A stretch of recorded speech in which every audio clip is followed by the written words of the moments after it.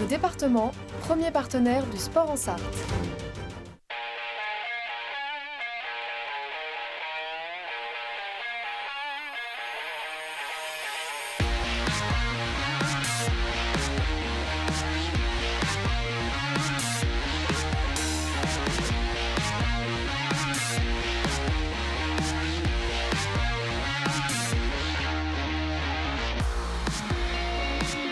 Bonsoir à toutes et à tous et bienvenue dans votre émission de sport 72 Sport, émission exceptionnelle ce soir. Au sommaire, nous allons évidemment revenir sur les 24 heures du Mans et la victoire de Ferrari, 50 ans après sa dernière participation dans la catégorie Rennes. Une victoire étriquée qui forcément déçoit Toyota, quintuple tenant du titre. Nous nous intéresserons aussi à la course des Sartois avec la 4e place de Sébastien Bourdet et de Julien Canal également. Malheureusement, les frères Robin, eux, ont abandonné. Et puis, en troisième partie, nous recevrons le jeune pilote Mathis Poulet, 19 ans, et qui a participé à Road to Le Mans pour la première fois. Enfin, nous évoquerons le classique triathlon de Saint-Calais qui, cette année, sera, vous le verrez, un 5athlon. Vous découvrirez en quoi cela consiste. Mais on va tout de suite commencer cette émission avec l'info à la une.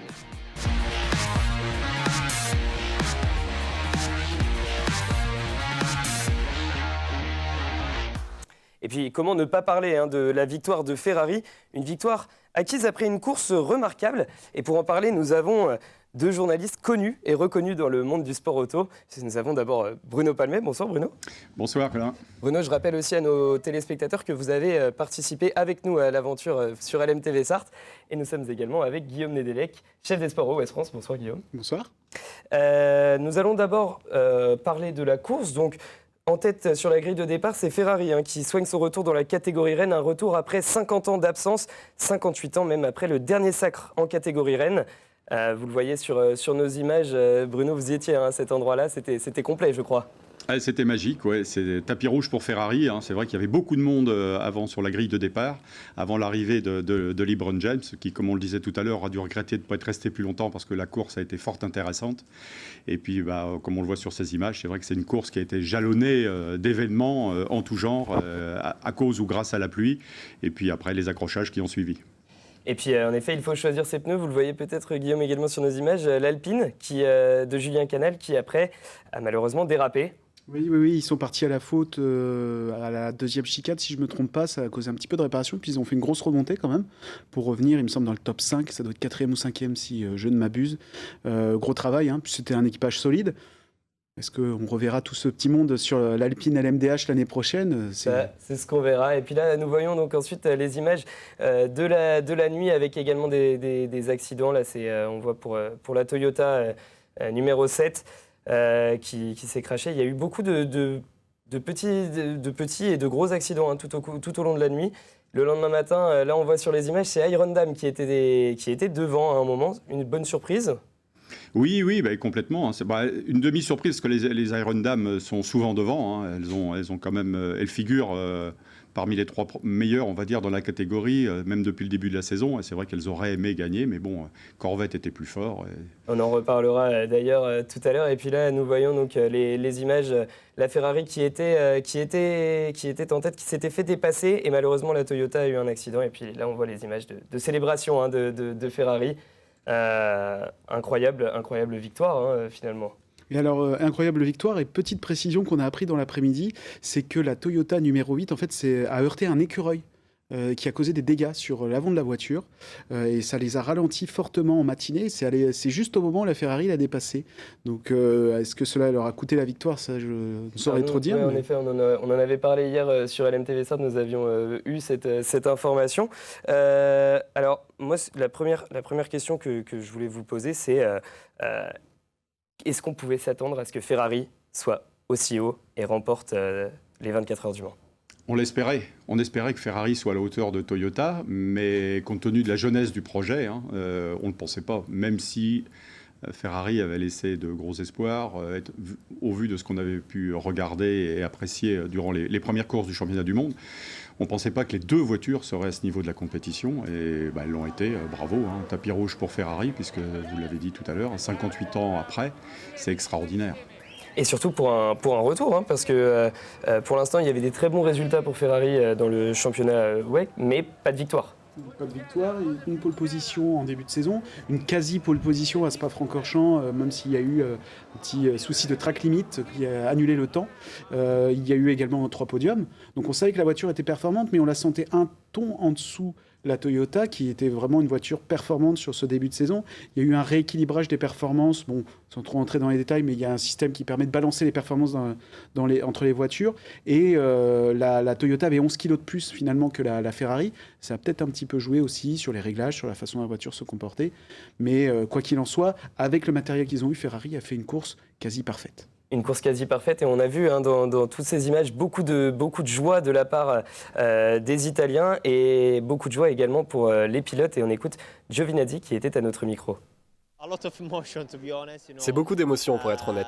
Être ici, au centenaire, avec Ferrari, c'est déjà quelque chose dont j'étais fier.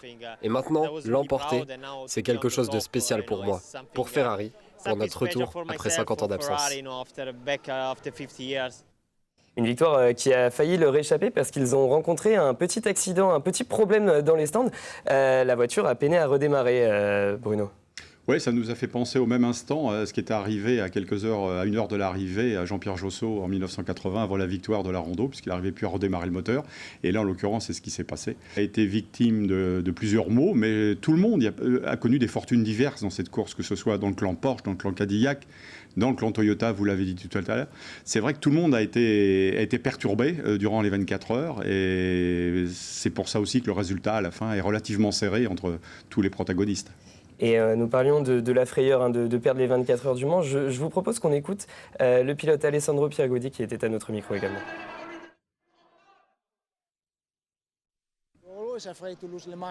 On a toujours peur de perdre le Mans, à chaque seconde. J'ai fait de mon mieux pour redémarrer la voiture. Je savais ce que j'avais à faire et je l'ai fait. J'étais sûr que mon ingénieur avait bien fait ses devoirs. Et Toyota qui a repris les devants à ce moment-là, Guillaume, est-ce qu'on a pensé à un moment que Toyota allait l'emporter et que Ferrari allait connaître une mauvaise fortune? Si la voiture n'avait pas redémarré, peut-être la troisième ou quatrième fois, je pense qu'ils auraient rentré l'auto. Et à partir de là, on n'était pas tout à fait sur le même scénario. C'est-à-dire que là, il aurait fallu réparer, peut-être faire un nouveau power cycle, c'est-à-dire faire un reset de la voiture, changer peut-être une pièce. Là, au bout de la troisième fois, elle a démarré et ça a beaucoup fait rire finalement Pierre Guidi qui il nous racontait en conférence de presse que de façon assez drôle, il disait moi j'ai vu un de mes équipiers qui commençait à pleurer dans les stands, je me suis dit temps de la démarrer et elle a démarré. À mon avis, il rigolait un petit peu moins dans la voiture quand même. Je pense que là, c'est le genre de mauvaise surprise que vous avez au dernier moment. Et je pense oui, à la troisième tentative, si elle n'avait pas redémarré, ils auraient dû la rentrer et là Toyota pouvait gagner effectivement. Parce qu'ils étaient qu'à 1 minute 20 je crois. Ouais. Au final, oui, c'est ça. Alors c'est vrai, comme Guillaume le dit, c'est vrai qu'on parle beaucoup de Ferrari, on parle beaucoup de la marque, on parle moins des pilotes. Il faut savoir que sur les 3 pilotes, il y en a 2 qui étaient en GT l'année dernière, ce qui est extrêmement rare, parce que chez Toyota, sort vainqueur à 5 reprises, les pilotes étaient des gens connus qui sortaient de la Formule 1 ou de l'endurance au plus haut niveau, comme Sébastien Buemi. Or là, Pierre Guidi et Calado couraient en GT l'année dernière. Antonio Giovinazzi, lui, a eu une tentative, a fait ses armes un petit peu en Formule 1 et en Formule électrique, exactement. Mais ça, c'est l'autre double challenge, c'est aussi d'avoir gagné avec des pilotes qui sont issus de la catégorie GT. Alors, on parlait donc de cet incident, hein, la Ferrari qui est bloquée au stand. À ce moment-là, Toyota prend les devants et nous avons vu beaucoup de joie dans les stands de Toyota. Ils ont commencé à y croire, eux. Commencer à y croire, oui et non, parce que recommencer à y croire. En tout cas, ils se sont rapprochés au jeu des arrêts au stand, effectivement. Ça pouvait le faire, mais finalement, la Ferrari était quand même très rapide. Dès qu'il a fallu remettre un petit coup d'accélérateur, ils ont su montrer qu'ils étaient quand même 2 secondes plus vite que le reste de la concurrence. Donc, ils se sont dit peut-être qu'il y a une faiblesse dans cette voiture. On commençait à se dire, ça va peut-être le faire, mais ils savaient quand même qu'à un moment, Ferrari avait un petit avantage sur eux, quoi qu'il arrive. Ils savaient qu'à moins d'un fait de course, Ferrari serait devant. Voilà, sauf se prendre les pieds dans le tapis du côté de chez Ferrari. Il n'y avait qu'à cette condition que Toyota pouvait l'emporter. Sinon, c'est vrai que Ferrari était quand même beaucoup plus rapide. Je crois d'ailleurs que la vitesse de pointe la plus élevée a été réalisée par un pilote de Ferrari. 147 km/h. Voilà.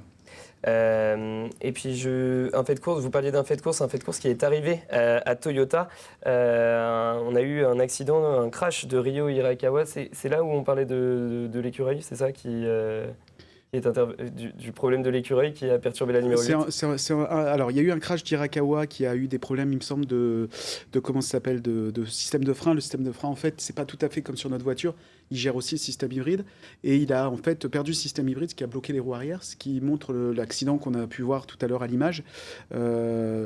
Exactement. Il semble perdre complètement le contrôle. Voilà, il perd l'arrière de l'auto. Et il perd l'avant. En termes de pièces, Toyota a dû changer l'avant et l'arrière de la voiture. Voilà. Alors, c'était que de la carrosserie, heureusement pour eux. Ça aurait pu être un peu plus grave, hein, parce que le même type d'accident qui est arrivé 100 mètres plus tôt à Indianapolis, et c'était le bac à gravier, probablement le mur de pneus.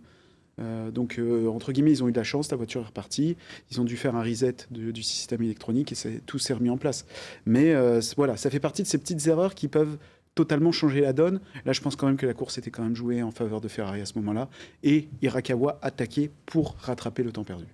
Et malgré tout, il termine derrière donc à 1 minute 20. Et je vous propose qu'on écoute le pilote de la Toyota Gazoo numéro 8, Sébastien Buemi. C'était à notre micro juste après la course. Un peu déçu, hein, on se bat pour la victoire, donc là aujourd'hui on ne gagne pas, mais bravo à Ferrari, ils ont fait une belle course, pas beaucoup d'erreurs. Il nous a manqué un petit peu de vitesse, malheureusement. Ouais, ça se joue à très peu de choses, sur quelques détails finalement. Ouais, on a dû prendre beaucoup de risques pour rester au contact et il nous a manqué un peu de vitesse en général, ils étaient un peu plus rapides que nous. Toyota, quintuple tenant du titre. Est-ce que c'est la fin de l'hégémonie Toyota? Alors on sait qu'il y avait beaucoup moins de concurrence et que là c'est les concurrents aussi qui vont amener à relever le niveau, mais c'est la fin d'une hégémonie? Oh, je pense pas, parce que alors peut-être que ça va être beaucoup plus difficile de gagner, mais il faut pas oublier quand même que cette écurie Toyota est très bien en place, qu'ils maîtrisent totalement les arrêts. Alors peut-être que cette année ça leur a pas souri, peut-être que l'an prochain ils vont revenir avec beaucoup plus d'envie, beaucoup plus une envie de revanche, oui, finalement. Peut-être aussi avec une balance des performances un peu plus favorable. Bruno? Oui, et puis peut-être que lors de la prochaine épreuve du WEC à Monza, ils prendront leur revanche. Ça, c'est tout à fait possible sur une courte beaucoup plus courte.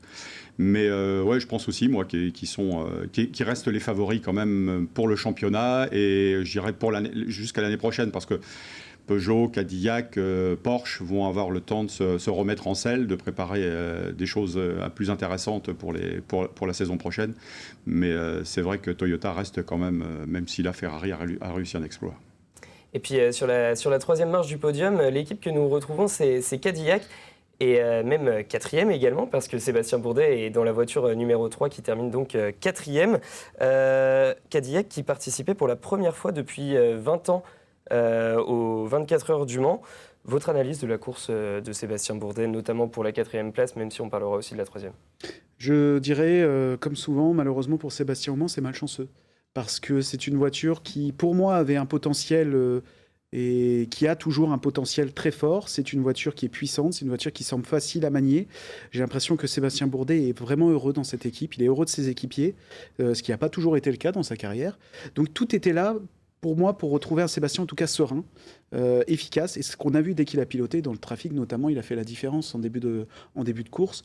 Sa science de la course est un plus pour Cadillac.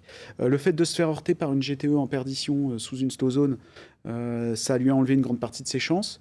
Et puis derrière, effectivement, il y a des faits de course. Je pense que... Et puis même, on rappelle aussi à l'Hyperpole, où sa voiture avait pris feu. Là, en effet, pendant la nuit, il est percuté par une LMP2. Une LMP2, je crois, oui, effectivement. En fait, on a l'impression, quand on regarde cette Cadillac, en fait, on sent on voit qu'il y a un potentiel qu'on peut palper quasiment. Moi, je la voyais beaucoup plus haut, cette voiture. Pour moi, je la voyais dans la lutte pour la victoire à la fin, parce que la rapidité, parce que la fiabilité, finalement, là, malheureusement, ça n'a pas été dans leur sens, mais à Daytona, en début de saison, ils ont été très fiables. À Sebring, jusqu'à ce que Sébastien ait un problème, le même problème qu'il a rencontré en qualification, ça se passait très bien, il était très rapide. Et moi, j'avais ce sentiment, si ce n'est pas pour cette année, alors peut-être que ce sera pour l'année prochaine, dans le nouveau centenaire. C'est vrai que la voiture est bien née, en tout cas, grâce notamment à Sébastien, qui a beaucoup participé au développement de la voiture depuis l'année dernière. Sébastien qui remporte le titre honorifique quand même d'être le premier pilote français de l'édition du centenaire, puisque sur le podium, il n'y a aucun pilote français. C'est vrai qu'il méritait mieux, son équipe aurait mérité mieux. Podium, oui, sans doute, s'il n'y avait pas eu cet incident, de se faire rentrer dans les fesses par une voiture, parce qu'en termes de perfo, on a bien vu que Sébastien, notamment, que ce soit dans la nuit et sur le mouillé, était l'un des plus rapides du plateau. Mais ça n'a pas suffi, vu que devant, le rythme était quand même endiablé. En tout cas, pour ne rien vous cacher, nous avons attendu Sébastien Bourdet avec mon collègue Amoun Chamsoudine devant le réceptif de Cadillac. Il semblait se satisfaire de cette 3e et cette 4e place. C'est un retour réussi plutôt que pour eux. Enfin, ils avaient l'air assez heureux. C'est une équipe qui découvrait entre guillemets Le Mans, parce que derrière l'équipe Cadillac se cache ce qui s'appelle Chip Ganassi Racing, qui a fait le GTE avec Ford dans les années entre 2016 et 2019. Donc, une équipe qui connaît un peu Le Mans, mais qui ne connaît peut-être pas aussi bien le haut niveau au Mans. Donc, pour une première année, faire un podium avec une voiture qui est neuve, qui plus est une LMDH. Bon, on ne va pas trop rentrer dans les détails, mais une autre formule de voiture que les hypercars tels qu'on les connaît avec Ferrari ou Toyota, c'est une vraie performance. Je pense que l'année prochaine, vraiment avec l'expérience, la qualité aussi de mise au point de Sébastien, qui à mon avis à l'intersaison va pas mal travailler avec ses équipiers, s'il garde l'équipage dans lequel il semble avoir confiance, ce sera très clairement une voiture prétendante à la victoire l'année prochaine. Merci beaucoup à vous. Vous restez avec nous. On va revenir dans quelques instants sur les autres résultats de la course, parce qu'il y a encore beaucoup de choses à dire. À tout de suite.